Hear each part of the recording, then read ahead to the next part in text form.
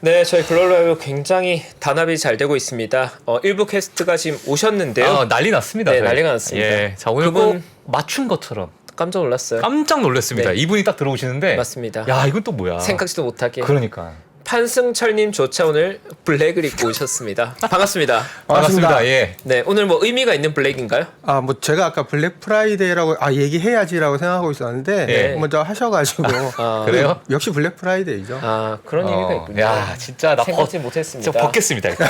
예, 안 되겠다. 네, 오늘 진짜 네. 올블랙으로 가는 네, 그냥 그런 다- 데이군요. 다 갑시다 그냥 네. 이렇게. 예. 방금 전 대리킴님 계실 땐 참 괜찮은데 왜 남자 세 명이 이렇게 블랙 입으면 좀 우울한지 모르겠습니다. 칙칙하다고요? 예. 약간 텐션 다운되는데요. 예, 예. 네, 그걸 극복하고 오늘 또 뉴스 한번 들어보겠습니다. 알겠습니다. 네. 네, 오늘 시황 뉴스 어떤 게 준비되어 있나요? 오늘 전일이 휴장이었잖아요. 네. 그래서 이제 시황 준비하다 보니까 주간 시황도 같이 하게 됐는데 준비하면서 제가 드는 생각은 근데 어떻게 생각하세요? 금리가 내려가면 주가가 올라갈 거라고 생각하세요? 거기에 관련된 그 질문의 의도를 알다 보니까 답변이 좀 복잡해지려고 하는데 그냥 심플하게는 전 올라갈 거라 생각합니다. 예, 저도 이론가는 네. 분명히 할인율과 EPS, 심리 이렇게 세 가지로 하면 분명히 올라가야 될 것 같은데 할인율 맞습니다. 자체가 떨어진 거지 않습니까? 네. 올라가야 될 것 같은데 실제로 그런지 안 그런지가 너무 의심스럽더라고요. 네. 그래서 확인을 한번 해봤는데 다행히 결과가 괜찮았으니까 시황하고 나서 그거 좀 말씀드리도록 하겠습니다. 네. 네. 목요일 날 시장 자체가 열리지는 않았지만 이제 ECB 회의록이 공개가 됐습니다. 지금 내용을 쭉 읽어보니까 올해 3분기 경제 활동이 크게 둔화가 되었다. 그리고 2023년 초까지는 더 약화될 것 같다. 미국이랑 상당히 비슷해요. 예. 근데 정도가 좀 더 심하더라고요. 인플레가 굉장히 심하니까. 그리고 높은 인플레이션으로 향후 추가적인 금리 인상과 장기간의 고금리 유지가 필요하다. 제가 이 문구 때문에 살짝 공포에 떨었었어요. 장기간 고금리를 유지하는데 금리를 올리지 않더라도 장기간 고금리를 유지하면 과연 주가가 오를 수 있을까? 그러니까요. 이게 정말 무섭더라고요. 예. 근데 다행히 그들 중에 몇몇은 소수 위원들은 50bp 인상이 신중할 것이다. 무작정 올리지 말자라는 의견이 반영이 되고 있고 그리고 역시 미국처럼 데이터 의존에 대한 강조가 있었기 때문에 11월 물가 지표가 중요할 것 같다라는 생각이 들었습니다. 그리고 이제 뱅크 오브 아메리카 이제 개인 고객들이 39주 연속 채권 펀드를 매수했대요. 그리고 9주 연속 주식 펀드를 매도했다고 하는데요. 39주면 거의 10개월이거든요. 10개월 내내 채권을 사고 2달 내내 주식을 팔았다는 얘기잖아요. 뭐 좋은 성과 있었기를 기대합니다. 근데 아마 성과가 좋지는 않았을 것 같아요. 채권하고 주식이 같이 깨졌기 때문에. 네. 근데 시장 관심은 올해는 인플레이션하고 금리인데 내년으로 넘어가면 경기 침체랑 크레딧 쇼크 쪽으로 가지 않겠냐라는 얘기들이 나오고 있습니다. 예. 저희들도 계속 이걸 고민하고 있죠. 어디 하나 금리를 올리고 멈추면 뭐 어디 하나 터질 것 같은데 그게 어딜 거냐. 저는 유럽일 거라고 생각하고는 있지만 좀 코인 시장도 문제가 있지 않을까라고 생각을 했는데 다행히 연결돼 있는 건 없는 것 같아요. 코인 시장이 붕괴된다고 해서 전이 되지는 않는 것 같아요. 예. 그럼 코인이 아니니까 유럽 어딘가나 문제가 생기지 않을까. 만약에 그게 생기지 않는다면 소프트 랜딩인 거죠. 정말 나이스한 케이스가 되는 거죠. 그렇게 되면. 그리고 바로 찬물을 끼얹더라고요. 모건 스탠리는 23년 말 S&P 500 타겟이 3,900이다. 골드만삭스는 4,000이다. 이 정도밖에 안 봐요. 지금 가격에서 못 오를 거다라는 얘기잖아요. 네. 내용은 둘 다 EPS가 11% 감소할 것이다. 골드만삭스 같은 경우는 뭐 거의 EPS 성장 없다. 주가 상승 자체가 제한적일 것이다. 라는 얘기를 했습니다. 근데 이게 고금리가 유지가 될 거라는 의견 때문에 또 이렇게 보고 있는 건가요, 혹시? 그러니까 경기 침체가 그러니까 고금리도 당연히 그걸 그 중에 유발했겠죠. 하나고 예, 내년에 침체를 경기 유발. 침체가 또 연착륙이든 그렇죠. 경착륙이든 뭔가 올 것이다. 뭔가 오긴 오는데 예. 그건 침체다라는 거죠. 많이 침체했느냐? 뭐 덜 침체했느냐? 그렇죠. 덜 침체하면 나이스한 케이스로 갈 거고 예. 많이 침체하면 고생 좀 할 거다 이 얘기잖아요. 그렇죠. 굉장히 기분이 안 좋았었습니다. 그 중국의 진짜 안 좋아 보이십니다. 진짜 안 좋았습니다. 심각하네요. 심각합니다. 지금 열받으셨어요. 근데 말을 이분들이 네임밸류가 있는 분들이잖아요. 네. 이분들이 이렇게 얘기하면 진짜 그렇게 될 것 같잖아요. 어. 그렇지 않기를 강력하게 바라고 있습니다. 예. 알겠습니다. 그리고 최근에 보시면 중국에 관련돼 있는 얘기들이 굉장히 자주 나옵니다. 맞아요. 맞아요. 예. 중국 세 가지 위험, 제가 보는 세 가지 위험은 역시 제로 코로나, 공동부유, 미국 회계 감사인데요. 공동부유 부분은 전일 리커창 인터넷 플랫폼 기업을 성장을 돕겠다라는 멘트까지 나왔었거든요. 이게 언론에는 많이 보도되지 않았지만 9개월 내내 나오는 얘기입니다. 계속 플랫폼을 뭔가 돕겠다라는 얘기 나오고 있고요. 부동산은 정부 차원에서 정리하고 있다. 그리고 제로 코로나는 뭐 우리 다 알잖아요. 근데 제가 생각하는 건 이번에 뭐 오늘 얘기 신문에도 나오고 얘기도 꽤 나왔을 것 같은데 저는 월드컵을 보면서 그 생각을 했어요. 이거 월드컵이 강제 위드 코로나로 전환시키겠구나. 강제 네. 위드 코로나. 중국을 강제 개방시키겠구나. 네. 라는 생각이 들었어요. 뭐 그 인터뷰 오늘 방송 중국 방송에도 그런 얘기가 방송이 되는 걸 봤거든요. 그러니까 그 이제 국무원 담당자 이제 전문가를 앉혀놓고 왜 이제 월드컵에 그 수만 명의 사람들이 이제 마스크도 쓰지 않고 있고 다들 막 이렇게 소리 지르고 응원하고 하는데도 다들 왜 코로나 때문에 죽지 않느냐라는 질문을 했고 그 사람이 더듬더듬하면서 그 위드 코로나 그 사람들의 방식을 잘 연구해 보겠다 이 정도로 끝나버렸거든요. 그러니까 모르는 거죠, 본인도 사실. 본인도 사실은 괜찮다는 네, 걸 알겠죠. 맞아요. 치사율 2% 이하라는 걸 알고 있지만 예. 당의 방침이니까. 그렇죠. 예. 그리고 그럼 강제로 가겠죠. 네. 예, 어찌됐든 미국 회계 감사는 이제 감사는 끝났고 이제 발표만 남아 있는 상태인데 이것만 잘 나오면 큰 시름 덜 것 같아요. 상패가 안 되는 거잖아요. 굉장히 큰 일이 될 것 같습니다. 네. 이게 목요일까지 시황이었고요. 네. 근데 월요일 날 나스닥이 1.09% 하락했었거든요. 그때 또 나왔던 뉴스가 그거였어요. 중국이 재봉쇄됐다. 라는 내용이었거든요. 근데 화요일 날도 보시면 노무라에서 이런 얘기를 합니다. 중국은 리오프닝 느리고 고통스러울 것이다. 저축이 고갈된 상태에서 수요 분출 기대 자체가 어려울 것이다. 라는 얘기를 했었고요. 수요일도 똑같은 얘기가 나옵니다. 근데 중국은 그때 이 얘기가 나오죠. 중국은 경기 부양위에 지준율 인하 가능성을 시사를 했고 부동산 지원과 온라인 플랫폼 기업 발전을 지원을 하겠다. 그리고 오늘 방금 7시 정도에 실제로 인하했습니다. 지준율 0.25% 인하했거든요. 그러니까 은행에서 돈을 더 대출을 내줄 수 있죠. 그 규모가 100조 정도 되거든요. 우리 돈으로. 그러면 장 끝나고 나왔으니까 시장에 대한 반응은 없었지만 뭔가 있지 않겠나라는 생각이 들고요. 월요일 날 장이 하락한 것 중에서 이 좀 안 좋았던 거는 골드만삭스에서 최근 랠리가 지속 불가능하다라는 얘기를 했었고요.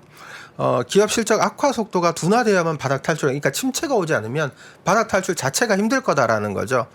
그리고 모건 스탠리는 1분기 3,000, 이건 너무 심한 것 같은데 어쨌든 3,300선일 거다.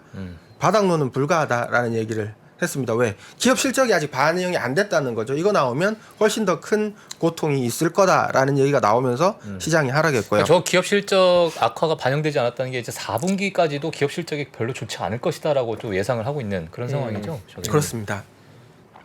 진짜 저기 3천이면 그렇죠. 말이 안 되는데. 지금 4,000인데 예. 3,000이면 얼마나 더 빠진다는 얘기예요? 지금 얼마야? 25% 더 빠진다는 건가? 그죠? 1,000이니까요. 예. 예, 25%. 그렇죠. 숫자에 조심스러워지네요. 환율 사태 이후로 야, 조심스럽습니다. 예, 알겠습니다. 그리고 화요일 날도 보면 시장은 저축이 빠르게 감소해서 연준의 매파 기조가 피크가 예상이 된다. 이거는 오히려 안 좋을 거다라는 얘기니까 시장이 긍정적이었던 거고요. 예. 근데 또 전날은 안 좋을 거라 놓고 골드만이 이번에는 연준이 인플레이션과 전쟁에서 경기 위축을 피할 것 같다. 이건 좋은 얘기잖아요.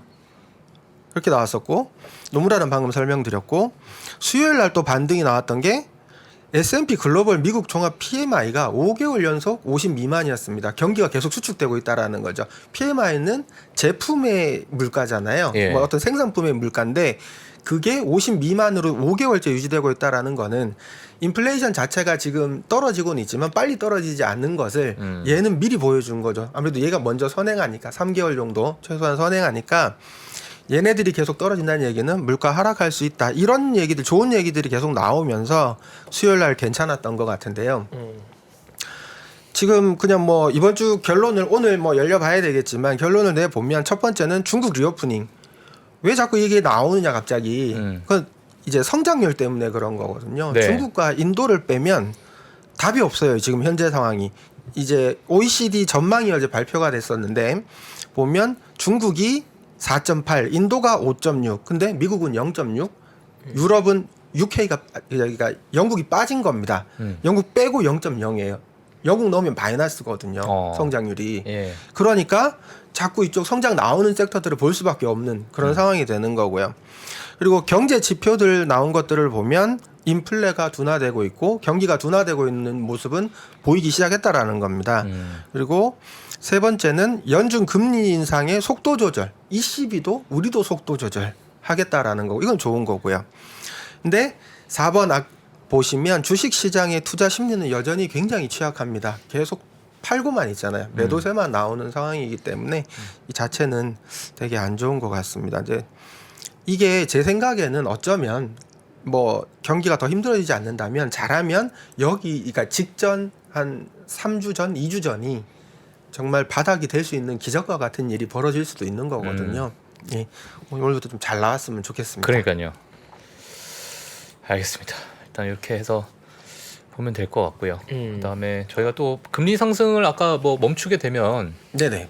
뭐 주가가 정말 오를까 네네. 아까 질문하셨는데 뭐 어떻게 뭐 보고 계시는 게 있으신가요? 혹시? 예. 그래서 예. 고민하다가 예. 제일 무서운 사람을 찾아봤어요. 제임스 블라드 총재 다 아시잖아요. 세인트 루이스 연준 총재인데 이분이 되게 매파잖아요. 그렇죠. 근데 원래 이분이 매파가 아니었다가 비둘기였다가 매파로 변신하신 분이거든요. 근데 이분이 6월 달에 기고문을 낸 거를 우연히 봤어요. 근데 이분이 뭐라고 얘기를 했냐면 제가 할 때 이제부터는 매파가 희망입니다. 생각해 보면 연준이라는 게 매파든 비둘기파든 두 개가 하는 일은 똑같을 거거든요. 어떻게 하면 경제를 잘 부양하고 어떻게 하면 물가를 이제 2% 그렇죠. 네. 그걸 할 수 있느냐 이거잖아요. 근데 제임스 블라드가 보기에는 현재 인플레이션이 74년하고 83년과 비슷하다라는 겁니다. 근데 배울 점은 뭐냐면 74년 통화 정책을 보면 비화폐적 요인에 초점을 뒀다라는 거예요. 그러니까 적자 예산, 경기 부양하기 위해서 뭐 예산을 막 쏟아붓고 유가 충격이 있으니까 유가를 누르려고 뭔가를 해보고 공급을 바꿔보려고 해보고 기업과 노동조합의 가격 및 임금 인상 이런 게 당시에 보니까 재밌는 게 그 직원들의 임금이 물가에 연동돼 있었어요. 그러니까 회사가 이제 돈을 얼마를 벌어서 직원들 임금을 얼마에 주겠다 이게 아니고요. 물가가 10% 올랐으니까 전 직원 다 10% 인상인 거예요. 이런 아주 호황기를 딱 이제 2차 대전 끝나고 호황기 지나고 예. 하는 과정에서 이게 터진 거죠. 네. 호황기 때 태어났어야 되는데. 급여가 네, 그러니까요. 당시에 여기 예. 인플레이율이 10%가 넘었었잖아요. 예. 그러면 급여가 자고 일어나면 10%씩 올라가는 거죠. 너무 좋았네요 그때. 네. 근데 예. 이러다가 결국 문제가 터집니다. 예. 이게 이 결과 1970년대 중반부터 80년대 초반까지 세 번의 불황이 왔다 이거죠. 이건 되게 심각하다. 이 실패했다 사실상. 예. 근데 83년에 통화 정책을 보면 화폐적 요인에 초점을 뒀다라고 되어 있습니다. 무조건 금리 올렸다는 거죠. 볼커 형님이 1979년에 등판해서 80년대 들어서면서 강력하게 금리를 올렸다라는 거죠. 근데 결과적으로는 되게 성공을 했는데요. 보면 첫 번째가 근원 PC 인플레이션은 이후 10년 동안 5% 미만을 유지합니다. 이건 굉장히 잘 된 거죠. 네. 그리고 모두가 걱정했던 게 높은 실질 금리이면 경기 침체가 나타나야 되는데 실제로 경기 침체가 없었다라는 거예요. 이게 기억해둘 만하고요. 예. 80년대 남은 기간 강력한 경기 확장이 나타났고 불황 자체가 없었다는 겁니다. 10년 내내. 굉장히 잘 됐죠. 그러면서 10월 인터뷰에 이분이 뭐라고 하셨냐면 내년 상반기에는 인플레이션이 진정이 된다. 그리고 미국의 노동시장을 훼손하지 않고 인플레 잡을 수 있다. 굉장하죠. 예. 그리고 기업들이 시장 점유율 하락 우려로 제품 가격 인상이 중단되면 인플레이션 될 것이다. 이렇게 예언적으로 얘기를 했는데요. 거의 맞는 것 같아요. 이분 말씀이. 예. 이분 말씀 중에 딱 이제 노동시장을 훼손시키지 않고 만약에 인플레만 잡을 수 있다면 소프트 랜딩인 거죠. 그렇죠. 예. 거의 최근에 지금 연준 금리 결정은 대부분 이분이 말씀하셨던 걸 많이 따라가지 않습니까? 이대로만 간다면 대단히 좋을 것 같은데 여기서 이제 문제는 실제로 그랬냐는 거죠. 과거에. 그렇죠. 실제로 그랬냐? 제가 세인트루이스 연증 가서요. 예. 다 찾아왔어요. 만들었습니다. 야, 이거. 이게요. 여기 파란색 선은 여기 보이실 텐데 파란색 선은 나스닥입니다. 네. 그리고 요 빨간색 선이 기준금리예요. 그리고 요 연두색, 녹색 선이 이게 PC입니다. 코어 PC입니다. 네. 근데 요걸 보시면 요 83년을 기준으로 이전과 이후는 전혀 다른 세상입니다. 83년 이전에 보시면 인플레율이 뭐 기준금리가 18%, 뭐 인플레율이 뭐 3%였다가 뭐 2, 3년 만에 뭐 12%막 3배, 4배 오르는 그런 뭐 어떤 분은 대인플레이션의 시대라고도 하잖아요. 이렇게 표기를 해놨고요. 다른 말로 하면 이때는 화폐의 가치가 있던 시기죠. 네. 근데 이 시기를 딱 지나서면서부터 물가지수 보시면 굉장히 안정적으로 유지되고 있는 걸 볼 수가 있습니다. 거의 대부분 3% 이하로 통제가 돼요. 그러네요. 그리고 여기서부터 그러니까 83년 고점에서 18% 기준금리에서 거의 제로까지도 20년, 20년엔 제로까지도 떨어집니다. 화폐 가치가 이만큼 증발한 거죠. 그리고 3%대로 통제되던 근원 PCE가 확 치솟은 거 알 수 있습니다. 이게 최근에 이제 파월 의장이 시기를 놓쳤다라고 욕을 많이 먹었던 부분이고요. 블라드 같은 분들은 여기서 빨리 올렸어야 했다. 내가 매파로 돌아선다. 이렇게 얘기를 했던 구간이거든요. 이게 무슨 일이 있었는지 제가 찾아보니까 1차 오일 쇼크가 있었어요. 중동 전쟁 73년, 74년이거든요. 이때 유가가 약 4배 올랐습니다. 그리고 이 2차 오일 쇼크는 78년에서 80년 유가 약 3배가 상승했거든요. 그리고 85년은 플라자 협약인데 이게 현재하고 70년대, 80년대는 굉장히 유사한 점이 있습니다. 첫 번째는 오일 쇼크화가 있었고요. 중동 전쟁이 있었다는 얘기인데 지금은 우크라이나 전쟁이 있죠. 네. 똑같이 원유 이제 오일 가격이 문제가 생깁니다. 그리고 두 번째는 인플레이션으로 급격하게 금리가 인상됩니다. 두 개가 같고요. 그리고 시장 우려는 스태그플레이션과 경기 침체 가능성이 두 개를 동시에 보고 있다라는 거. 요 세 개가 아주 유사합니다. 그래서 블라드 총재께서 그렇게 말씀을 하신 것 같아요. 이때하고 대단히 비슷하다. 요거를 조금 세분화해서 보면요. 그러면 자 금리 상승이 멈추면 주가가 실제로 오르는지 보시면 총 이 74년부터 해서요 87년까지 보시면 총 4번의 큰 금리 인하 시기가 있습니다. 그리고 중간중간에 큰 금리 인상 시기가 존재를 했었거든요. 이거를 가만히 세부적으로 들여다보면 지금 요 이제 블라드 총재께서 말씀하신 구간만 딱 잘라서 보면 1983년 1월 1일부터 85년 12월 31일까지 딱 자른 겁니다. 네. 빨간색이 이제 기준금리거든요. 금리. 기준금리가 낮게 이때 당시에는 8% 정도가 낮은 수준입니다. 낮게 유지될 때는 시장이 생각보다 주가가 좋아요.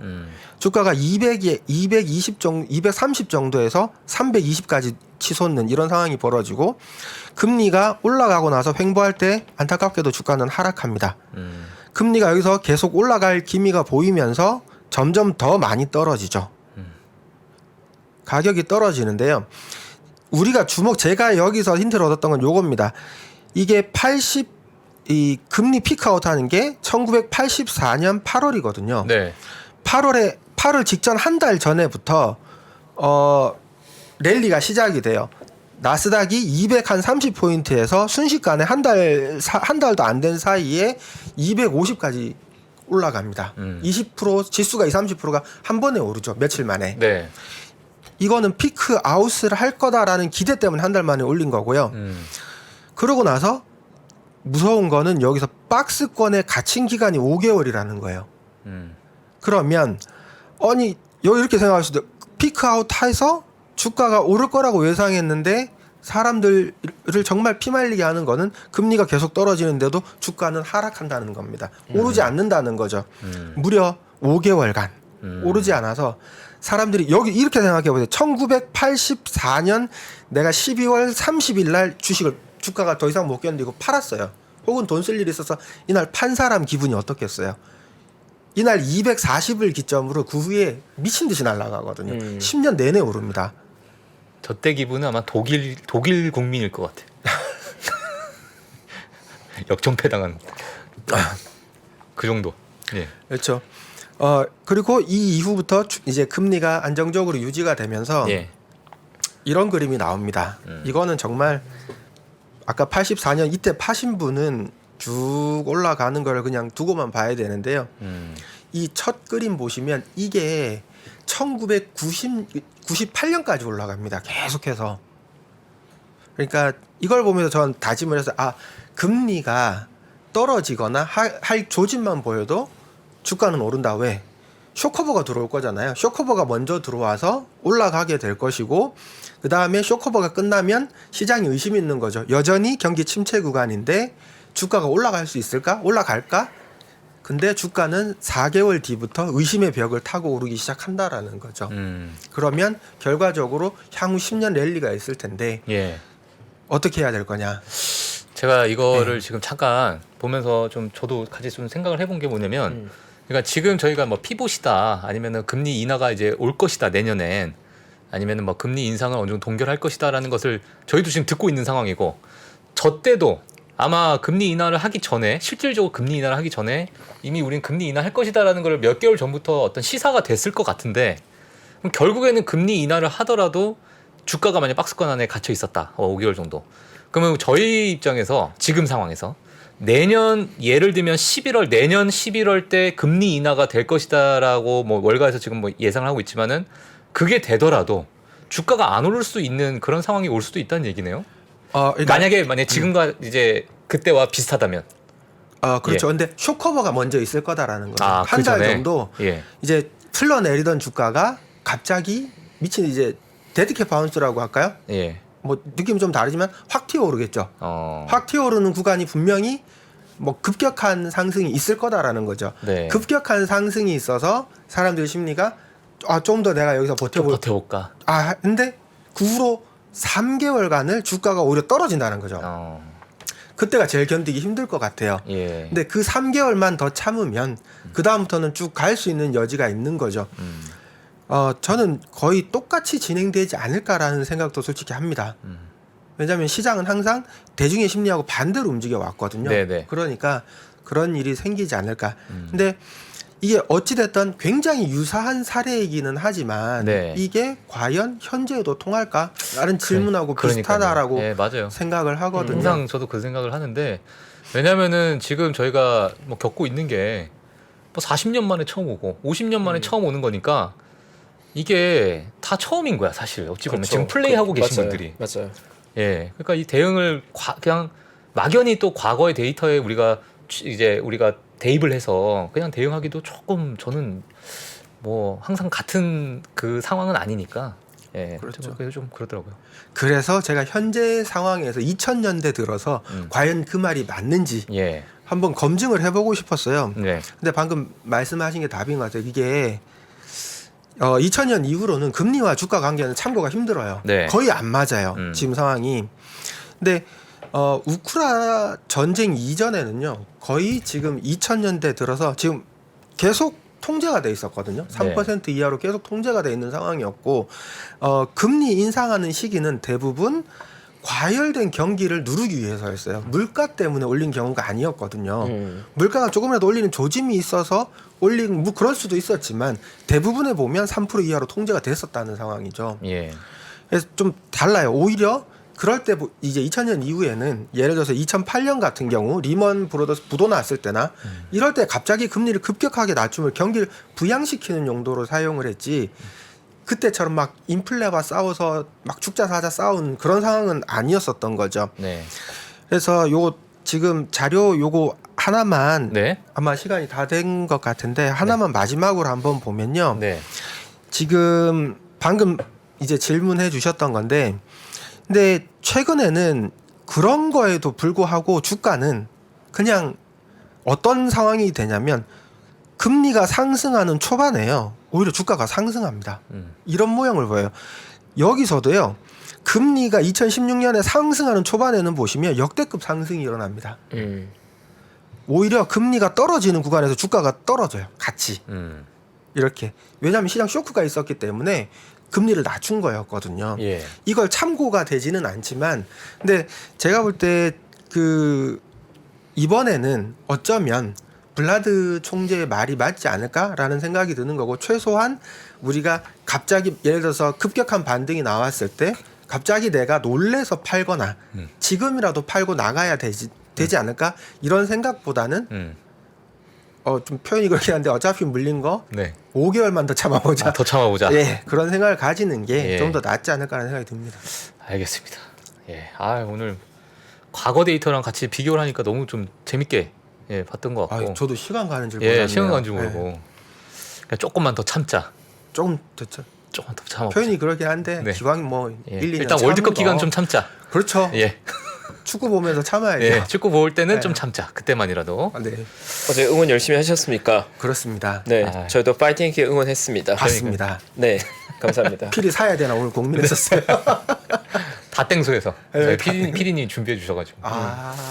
제가 한 30년 만에, 한 25년 만에 처음 리코더를 불어봤습니다. 네, 초등학교 때 불러보고. 오름에 불러도 그립더라고요. 그러니까요. 정겨운 필이었습니다. 예, 알겠습니다.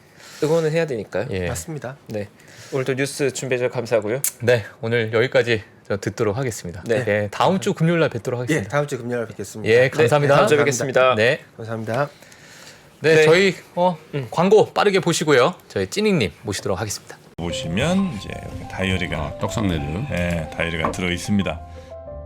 작년에 다이어리를 출시해 여러분과 함께 모은 다이어리 판매금을 청소년의 자립을 지원하는 데 전액 기부했었는데요. 올해도 2023년 다이어리와 함께 따뜻한 연말을 만들어 보려 합니다. 3프로TV 다이어리와 2023년의 시작을 이웃과 함께 나눠보시기 바랍니다. 자세한 구매 방법은 영상 하단 댓글을 확인해 주십시오.